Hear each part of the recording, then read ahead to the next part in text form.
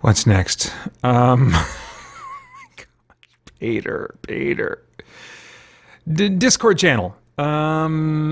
Spider Dan again posted the Superman suit image that James Gunn, I guess, tweeted out or something like that, and put it out there for reactions to it. Generally, among patrons, there was this is the Discord channel specifically on patreon.com/spiritplayproductions. If you're at any tier, you get access to the text channels. At higher tiers, you can get access to some audio chat channels. But there's usually throughout the week discourse going on various things. And so, yeah, Spider Dan posted the image where Superman is in, I don't know, some kind of a studio apartment or something, and he's sitting on a chair looking really tired and like he's putting his boots on or taking them off or something. His costume is dirty, clearly been through some stuff, and in the giant glass window in the background, there's some giant energy bolt lighting up the sky. And so there's all kinds of thoughts and speculation. What in the world is this? What do we think of this? What do we think of the costume? Among patrons, I would say generally there was some level of concern about the way he's changing compared to like the classic shirt tear. I think a lot of us wanted to see the first image of him as being triumphant and maybe flying or doing something that is more traditionally associated with Superman. One patron said something to the effect of, I don't want to see him getting ready for work. I want to see him at work doing the thing, But I think there was also a good amount of reserving judgment until we see the costume in action. So I took all those comments in. I looked at this thing, and it's very interesting. So it really got me thinking. And I said, not sure what I think of the slightly padded, quote unquote, uniform vibe. And by that I mean it doesn't look like it's meant to be as form-fitting as past Superman suits. And when I say padded, I don't mean necessarily like it's a muscle suit. I think there's some of that going on in Superman and Lois. And honestly, there was some of that, if I remember correctly, in the Cavill suit, the Routh suit.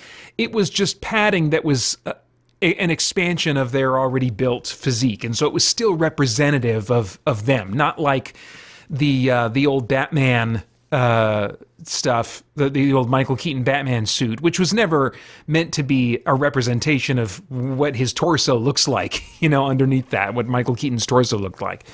But anyway, this seems to be going more in a utilitarian type of armor is the word I think one commentator described. And I think in the New 52, which this in some ways is styled after, his costume was maybe referred to as armor. It had more details and lines and things and seams and whatever. But I don't know that I would look at it and say armor. But uniform, yeah, I would say this looks more like it's a uniform of some kind. But I can understand a different approach that would rely less on a big build, though, after Henry Cavill already did that, just for the sake of doing something different. And I've long felt that a more moderate build makes better sense out of him keeping his identity secret. It's always been a little bit ridiculous to me when we see, mild-mannered, wallflower Clark Kent built like, a bodybuilder in comics. I'm like, this does not work for me. And they've come up with kind of jokes or excuses or whatever, like he's just kind of a muscle-bound simpleton or whatever. I mean, certainly there can be big muscle-bound wallflower nerds or whatever, but that's not the body type you think of when you think of a wallflower, when you think of a nerd, And so I think the Christopher Reeve build had a lot going for it in that because of the costume material they were using, you could still, when it was form-fitting, see that this guy had a muscular build for the time. I mean, actors for roles and stuff are sculpting themselves very differently, and there's just more knowledge on how to do that, and there's more willingness, I guess, on the part of actors to really go to these extreme places than there was back then. But I think that when he was playing Clark Kent, he was wearing loose enough clothing, and his build wasn't so bulky that you could imagine that he wasn't this big mountain of a dude under the Clark Kent clothing that he was wearing. You know, you could believe maybe he's kind of a scrawny guy under there. And that, I think, is my preference. That's the perfect middle ground, is you get just bulky enough and nice and defined, as much as defined as you can be without over bulking, so that in a suit, it's like, dang, that dude looks built, you know? But at the same time, it doesn't pass that threshold where you can't avoid seeing how huge-chested a dude is, even when he's wearing looser-fitting clothing and stuff like that. So I am really curious. I'm much more interested in what his Clark Kent is going to look like. And not just because of the points I've just mentioned, but because I think they've been getting Clark Kent wrong for years. And I'll just briefly, as an aside, for those not familiar with my philosophy on this, Jerry Siegel, Joe Shuster, from the beginning, intended, or at least the writer half of that duo, which I think would be Siegel, right? Superman was intended to be a fantasy that he came up with when he just observed that he's kind of meek and mild and overlooked, and he always imagined, what if all these girls that don't notice me, what if I was actually this amazing person and they didn't know, just like how amazing and stupendous I was. So that's the fantasy, which needs a Clark Kent, I think, that cannot be looked at and confused for a GQ model. And way too long, that has been the case with Clark Kent. I don't think that they've really leaned into the nerdiness in live-action Superman since Christopher Reeve, and that's such a shame. Granted, that version of a nerd was... who did he say he was based on? Was it Gene Kelly? I can't remember. There was an actor that he was basing that nerd performance on. But I mean, it's a nerd of a certain time. It's kind of a 1950s nerd is what he was kind of vibing on there. Whereas today's nerd, socially awkward nerd, looks different, you know? And I think it would be a very different and probably off-putting type vibe to really lean hard into a nerd today. And I mean in all the ways that would make him be someone that people wouldn't want to look at. I think that's how we could more easily buy into the whole thing with the glasses being like the thing that, you know, how do glasses hide a secret identity? Well, there should be more to it than the glasses. The glasses, first off, should be huge, thick bottle, what do you call them? Coke bottle lenses, so much that they distort what his eyes look like, you know, they make them look really small or really big or whatever. But they can really change the shape and the look of a person if they're really thick lenses. So that's the starting point. And then after that, I think you have a hairstyle that looks totally different. Not just parted on the opposite side, which was most of the difference between Clark Kent and Superman in the Reeve movies. But I mean like somebody that looks like they haven't showered in a long time, and their hair is maybe really kind of greasy or something. You know, someone that is just not interested in being around people.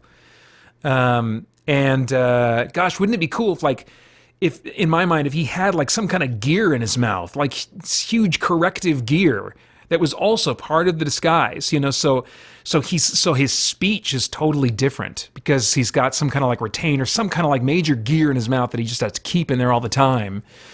You know, just kind of some of the things that both but not of their own choosing and also of their own choosing at times add up to some geeks just kind of like standing out or being, you know, someone that like at a glance you're not sure if you're going to be comfortable talking to, you know. The thing is, I wouldn't want them to lean in that direction in a way that would alienate real-world geeks and make them feel looked down upon, when actually it is supposed to be the ultimate geek fantasy. That's what Superman is supposed to be. So I realize that you have to tread carefully when you're taking this approach, but I think that there is a way that you could honor the really hardcore misfit geek. Wouldn't it be interesting if Clark Kent had an affectation of maybe some form of autism, being on the spectrum in some way? I think there could be some really interesting things done there, and I think it could be done in a respectful way. This is a rabbit trail that's much longer than I intended it to be, but here we go. I'm sorry. I have thought to myself that if I were ever to write kind of a new origin or a retelling of the origin of Superman, there's an element that I would include. And I've actually thought about this, guys. I have like this note in my my work notes. I keep one document that is my calendar, And I'll even have like, I have notes for 2025, just a few notes for 2025. Do I have it? I think I have some notes for 2026. And as I get closer to those further out notes, I start fleshing out. My calendar is just a Word doc so that it's really flexible and can expand and get more detailed and stuff. So I have notes a few years out. And one note I have for, I think it's 2030. I'm trying to remember. I based it on when the original premiere of Superman and the original concept of that character is due to drop into the public domain. So it's a ways off. It would be kind of like a close to the end of my career type project. But what I would like to do is some kind of an audio drama that is basically a two-man show. This is how I've conceptualized it. A two-man show that is an interview, a radio interview with Superman. That talks about, his life, and it would take place in present day, but he doesn't age. And so he would just be reflecting back on his long life, and there'd be some sobering elements to it, with the people that he's watched, that he's loved, that have grown old and died and stuff like that. So there would be kind of like a somberness to it, as you might expect from me.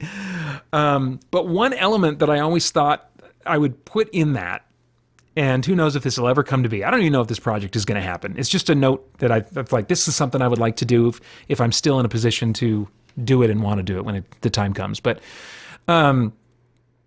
for Clark to, while growing up, have, and I've shared this idea somewhere before, to have a classmate that was a hardcore nerd. That Clark wasn't the hardcore nerd in the Smallville junior high and high school, but he had a friend that he really cared about who was picked on, who was maybe autistic, but just had stuff going on, a combination of things going on that just made him the target of so much bullying and being made fun of, to the point maybe even where he took his life.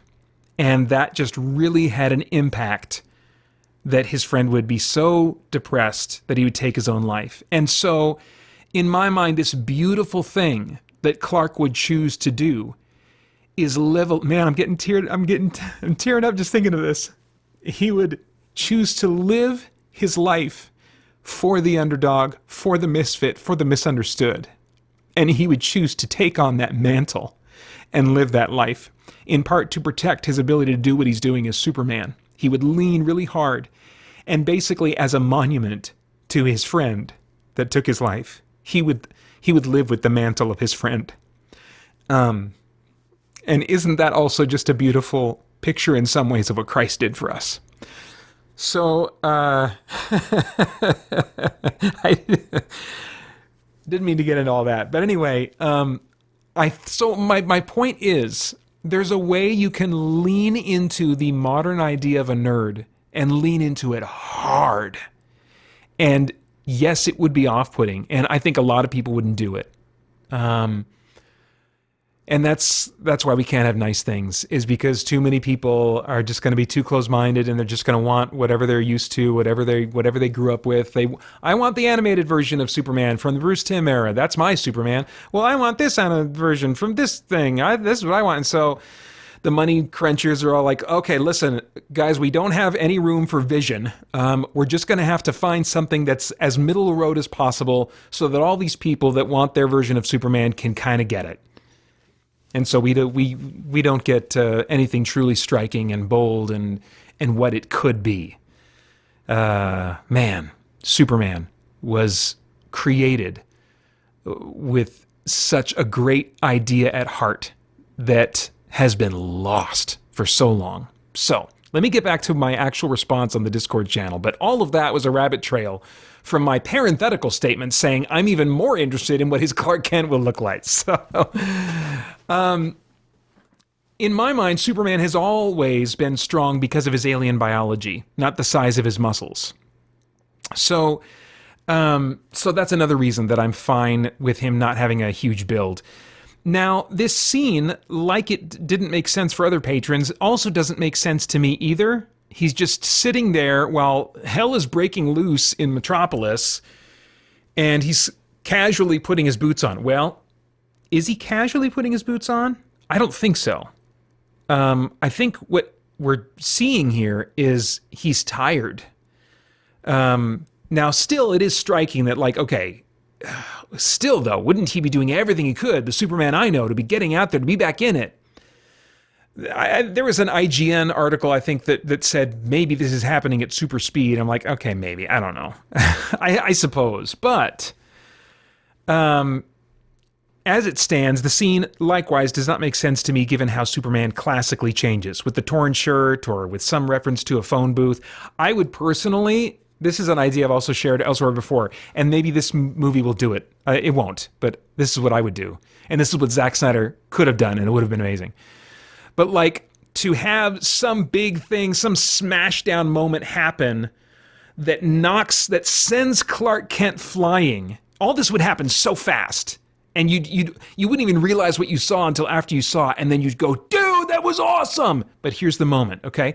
Some big impact of the monster, the big bad, or whatever, sends people flying. One of those people that goes flying is Clark Kent, goes back, slams into maybe the last remaining phone booth on Earth, and then that in turn also slams into, I don't know, a building or rubble or something. And as soon as it hits the building, rocketing back out of it in full costume is Superman. Now that works because it all happens too fast for anyone to see. So it preserves his identity.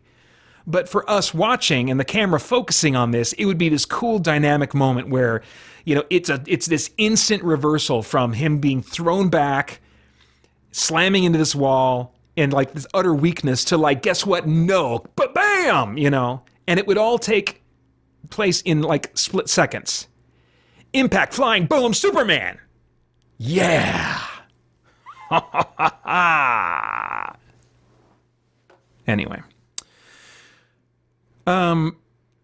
Having said all of that about how I would like to see Superman change as opposed to what we're seeing in this image, given that the background effects don't look great to me, and I don't know if they don't look great to you either, but they don't look great to me. My eye is cursed to be particular about CG stuff, but not as much with effects like this. Usually I'm just kind of like, well, if it's something that doesn't or can't exist in the real world, like big energy blah blah blurs, then I'm not as particular about whether it looks real or how it looks or whatever. But there's still something about this I'm like, I'm getting slight TV quality vibes here from this image in terms of the effects in the background. But here's what I'm wondering. I'm wondering if this shot isn't in the movie, but is instead a publicity photo for conveying tone. Someone responded to that comment and said that, like, it was said by James Gunn to be in camera, but he wasn't sure, as I'm not either, what is meant by that. Does that mean in camera like while they're shooting a scene? Does that mean in camera like there are no visual effects processing here? What you're seeing is just what is actually on the set, in which case they would maybe have like a temporary image in the background, or instead of blue screen, they've started like with The Mandalorian, and I think this is probably going to gain popularity, so they might be using it too. But they've started using these high-end projection screens that live while filming project the fake environment on a curved screen in the background or something. And the way it gets captured, it just looks even better than blue screen does. But so maybe that's what's going on here, but the lighting isn't right to properly utilize that effects technique to convey the realism that it would normally, hear. I don't know. So there's a lot of questions about, okay, what does that mean? What is the nature of this photo? But if it's primarily a publicity photo for conveying tone, then I can get on board with that. Totally. Why? Because the tone suggested here is one in which Superman can be worn down and tired. The activity itself and the dirtiness of the uniform suggest weariness to me. And y'all know I'm game for a world-weary Superman. I love that in the Snyder Cavill Superman.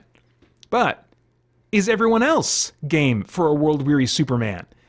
That's what's so surprising here, because that was kind of a complaint. I don't know if it was the world weariness, but something about, he was sad or he was self-doubting or whatever, but the more somber type vibes of the Snyder Cavill Superman, I remember being, at least online, and who knows how common it actually is in the realsies world, because online is not the realsies world. I think it's good for us to remind ourselves that now and then. In the realsies world, was that a thing? As much as it was online, people, kind of like having an issue with the down, somber, quote-unquote mopey or whatever vibe of Superman. If that's the case, then this is a surprising move, even if it doesn't represent the whole movie, to say, hey, here's the first image, and for it to be this type of image. This is not a photo that seems interested in making people feel better who disliked the somber vibe of Snyder's Superman. Now, selfishly, I am more than good with that.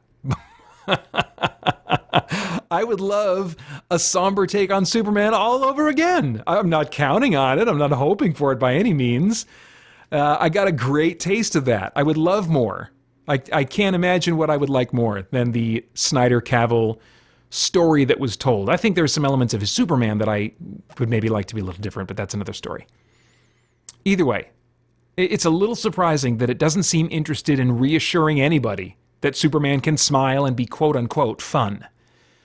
So in that regard, it is a very interesting photo.